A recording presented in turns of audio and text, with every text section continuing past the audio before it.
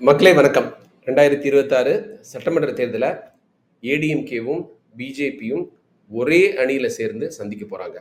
இதுல என்னங்க புதுசா இருக்கு? ஏற்கனவே தெரிஞ்சது தானே அப்படின்னு நீங்க கேட்கலாம். எஸ், அஃபிஷியல் கன்ஃபர்மேஷன் வந்திருக்கு. மத்திய உள்துறை அமைச்சர் அமித்ஷா ஒரு கூட்டத்துல தெளிவா சொல்லிட்டார்.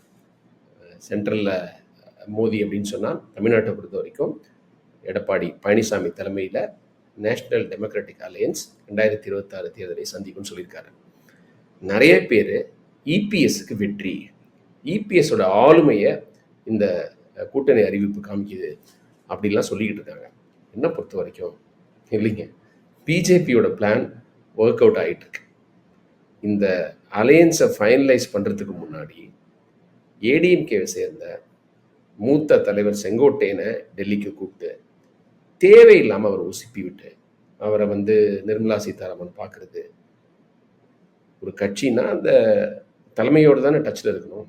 அந்த தலைமையை கேள்வி கேட்குற ஒருத்தரை வரவழைச்சு அவரை தூண்டி விடுற விதமாக பேசிட்டு அதுக்கப்புறம் அலையன்ஸு யாரோட, அந்த அலையன்ஸு அப்படிங்கிறது கட்சி தலைமையோட தானே பேசியாகணும், அவங்களோடன்னு சொல்லி கன்ஃபார்ம் பண்ணியிருக்காங்க. இது அந்த பிஜேபியோட குறும்பை காமிக்குது. அதாவது நாங்கள் நினச்சோன்னா உங்கள் கட்சியில் ட்ரபிள் ஏற்படுத்த முடியும், குடைச்சல் கொடுக்க முடியும் அப்படின்னு இபிஎஸ்க்கு ஒரு மெசேஜை கொடுத்துட்டு அவங்க செங்கோட்டையனோட என்கேஜ் பண்ண ஆரம்பித்த உடனே தான் இபிஎஸ் ஆல் ஆஃப் அ சடனா டெல்லிக்கு போயிட்டு அமித்ஷாவை சந்தித்தார். மார்ச் மாதம் எண்டில், லாஸ்ட் வீக்கில். அதுக்கப்புறம் தான் சென்னைக்கு வந்த அமித்ஷா இந்த கூட்டணியை கன்ஃபார்ம் பண்ணியிருக்காரு. ஸோ பிஜேபியை பொறுத்த வரைக்கும் அவங்க ஏடிஎம்கேக்கு இம்பார்ட்டன்ஸ் கொடுக்குறாங்க, இபிஎஸ்ஸை மதிக்கிறாங்கங்கிறதுலாம் ஒரு பிம்பம் தான். அவங்கள பொறுத்த வரைக்கும் அவங்க கட்சிக்கு எது சூட் ஆகுதோ, அவங்க கட்சிக்கு எது சாதகமாக இருக்குமோ அதை மட்டும்தான் செய்கிறாங்க. 2026 பொறுத்த வரைக்கும் அவங்க ஒரு வின் வின் சுச்சுவேஷனில் இருக்கிறதா எனக்கு தோணுது. அதாவது அதுதான் கட்சியோடைய ஃபீலிங் மாதிரி எனக்கு தோணுது. ஏன்னா திமுகவோட ஆட்சி மேலே நிறையா அதிருப்தி இருக்குது. சில திட்டங்கள்லாம் நல்லா செஞ்சுருந்தாலும் எக்கானமி நல்லா வளர்ந்துக்கிட்டு இருக்கு. அதுக்கப்புறம் இந்த பள்ளி மாணவர்களுக்கு அந்த டைரக்ட் கேஷ் டிரான்ஸ்ஃபர், அரசு பள்ளியில் படிக்கிற மாணவர்களுக்கு இதெல்லாம், அப்புறம் பெண்களுக்கான நலத்திட்டங்கள், இது டைரெக்டாக அவங்களுக்கு போய் சேர்றதுனால நிச்சயமாக மக்கள்கிட்ட அதுக்கு ஒரு வரவேற்பு இருக்கும். அதுவும் திமுக பெண்களை டார்கெட் பண்ணி நிறைய நலத்திட்டங்களை செயல்படுத்தியிருக்காங்க. இலவச பஸ் பயணம், அந்த உரிமை தொகை, அப்புறம் புதுமை பெண் திட்டம், இது எல்லாமே பெண்கள் வாக்குகள் நம்மளுக்கு வரணும். நல்ல திட்டங்கள் தான். பட் எல்லா அரசியல் கட்சிக்கும் ஒரு நோக்கம் அந்த திட்டங்கள்லாம் வாக்குகளை மாறணும்னு.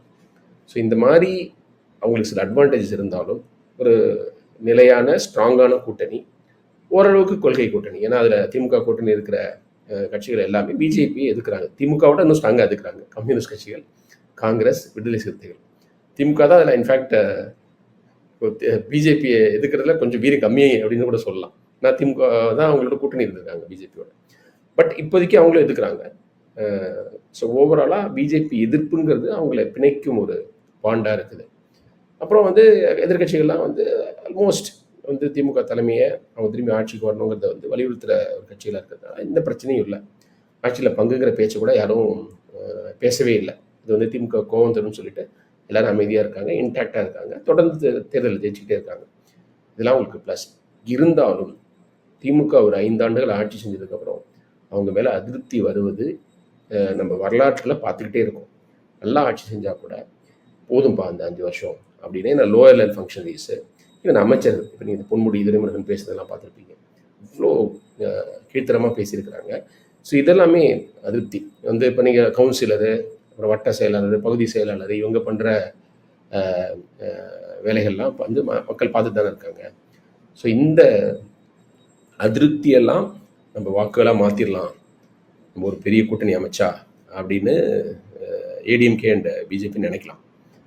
இன்கேஸ் அந்த என்டிஏ கூட்டணி ஜெயிச்சா பிஜேபி என்ன சொல்லுவாங்க, நாங்கள் 2024 பாராளுமன்ற தேர்தலே வளர்ந்துட்டோம், எங்களுடைய அலையன்ஸ் மூலமாக உங்களுக்கு சக்ஸஸ் கிடச்சிது, அதனால் ஆட்சியில் பங்கு வேணும். ஏற்கனவே அமித்ஷா சொல்லிட்டாரு, கூட்டணி ஆட்சின்னு சொல்லியிருக்காரு. தமிழ்நாட்டு வரலாறுல இந்த திராவிட கட்சியில் கூட்டணி ஆட்சி அமைத்ததே இல்லை. 2006 அதுக்கு ஒரு வாய்ப்பு இருந்தது. திமுக மெஜாரிட்டி கிடைக்கல. அவங்க காங்கிரஸ், பிஎம்கே இவங்களோட சப்போர்ட்டை நம்பி தான் ஆட்சி அமைச்சாங்க. அப்போ கூட கருணாநிதி ஆட்சினா அதில் வந்து திமுக மட்டும்தான் இருக்கும்.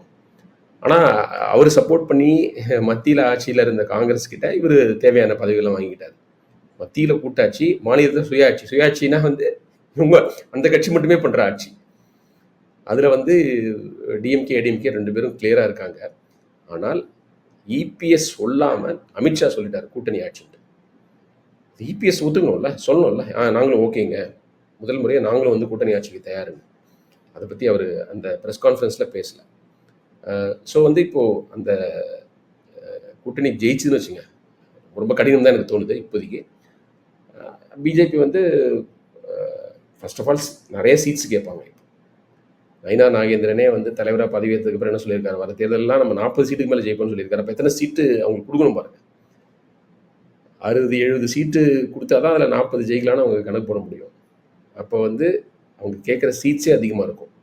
இந்த 2024 லோக்சபா வாக்கு சதவீதத்தை காமிச்சு அதுக்கப்புறம் ஜெயிச்சிட்டாங்க, அந்த கூட்டணி ஜெயிச்சிருச்சு, பிஜேபியும் சைசபிள் நம்பர் ஆஃப் சீட்ஸ் ஜெயிச்சிட்டாங்கன்னு வச்சுங்களேன், 100% ஆட்சியில் பங்கு கேட்பாங்க. நீங்கள் வந்து ஆந்திர பிரதேஷில் பாருங்கள், தெலுங்கு தேசத்துக்கு தனியாக மெஜாரிட்டி கிடைச்சாலும் அந்த கூட்டணியில் இருந்த ஜனசேனா, பவன் கல்யாணோட ஜனசேனா, பிஜேபி, அங்கே ஒன்றுமே கிடையாது. பிஜேபி தமிழ்நாட்டை விட மோசமான நிலைமையில் பிஜேபி ஆந்திர பிரதேஷில் இருக்குது.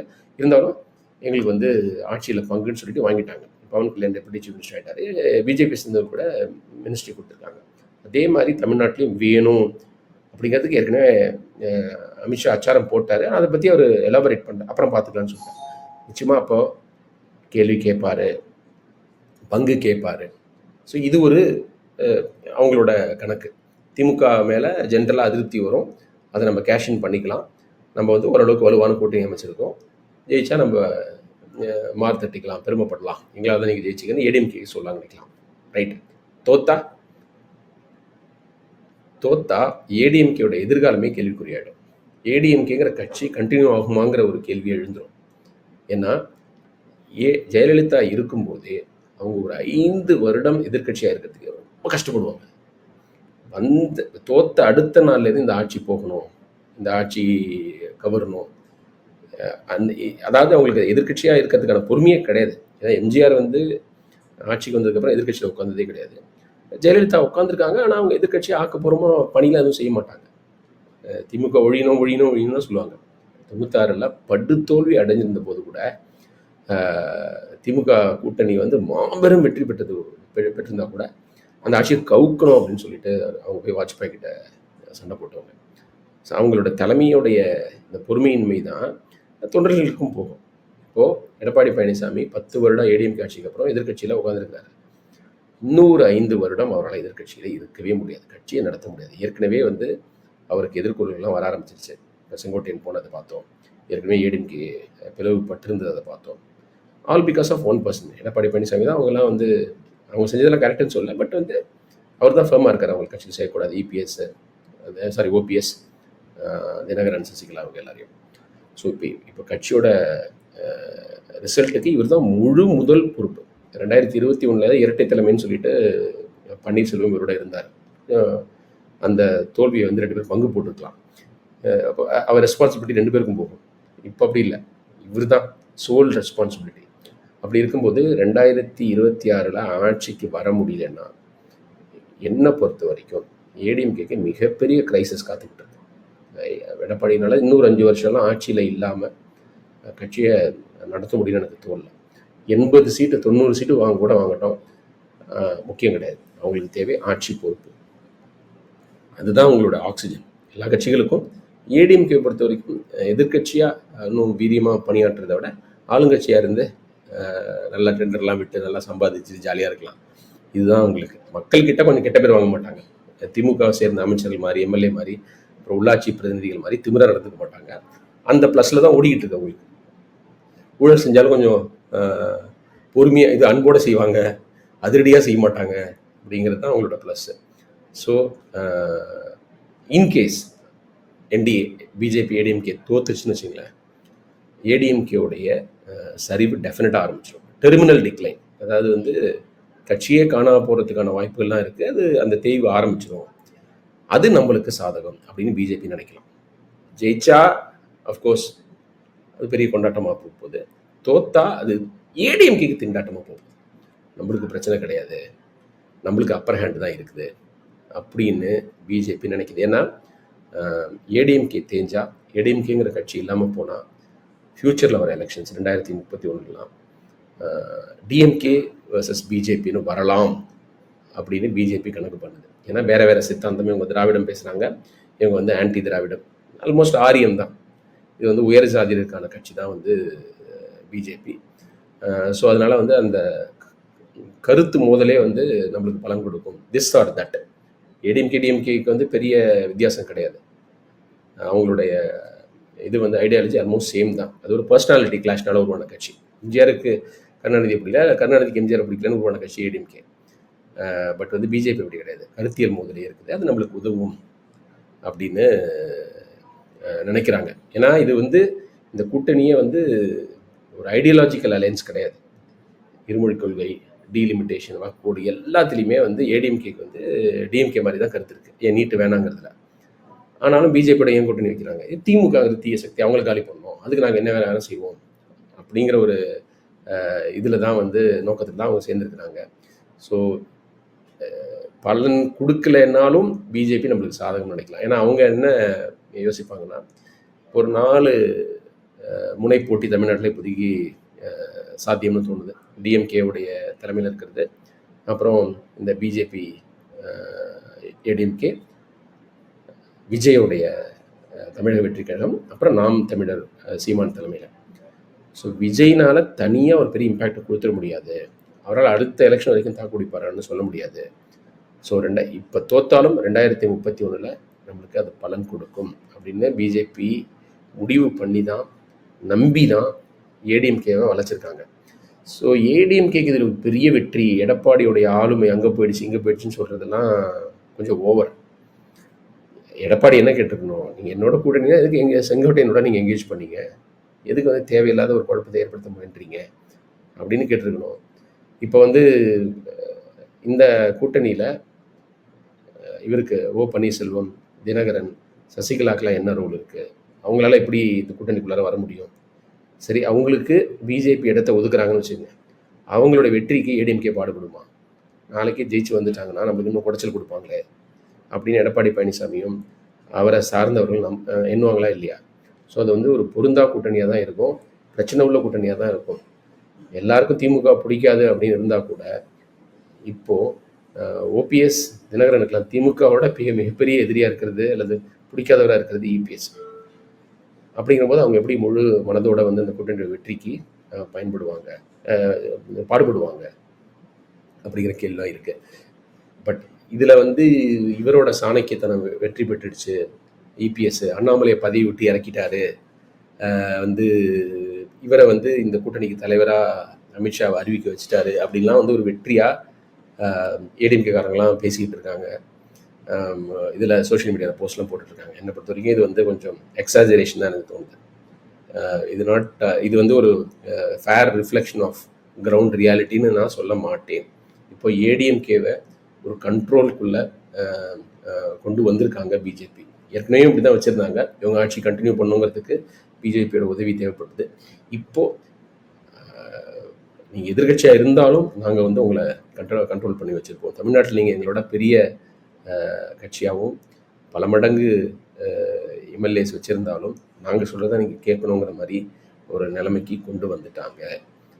இது வந்து அண்ணாமலை வர்சஸ் இபிஎஸ் அந்த பேட்டில்லாம் எதுவுமே கிடையாது. அண்ணாமலை கண்டினியூ பண்ணியிருந்தாலும் இந்த கூட்டணி வேண்டாங்கிற சொல்கிற நிலைமையில இபிஎஸ் கிடையாது. ஏன்னா விஜயோட அவங்க கூட்டணிக்கு ட்ரை பண்ணி அது ஒர்க் அவுட் ஆகலை. விஜய் வச்ச டிமாண்ட்ஸ்லாம் கொஞ்சம் அதிகம் அப்படிங்கிற மாதிரி பின்வாங்கி வந்துட்டாங்கன்னு தான் ரிப்போர்ட்ஸ்லாம் வருது. அப்படிங்கிற போது மெகா கூட்டணி அப்படின்னா பிஜேபியோட போய் தான் ஆகணும், வேறு வழி இல்லை.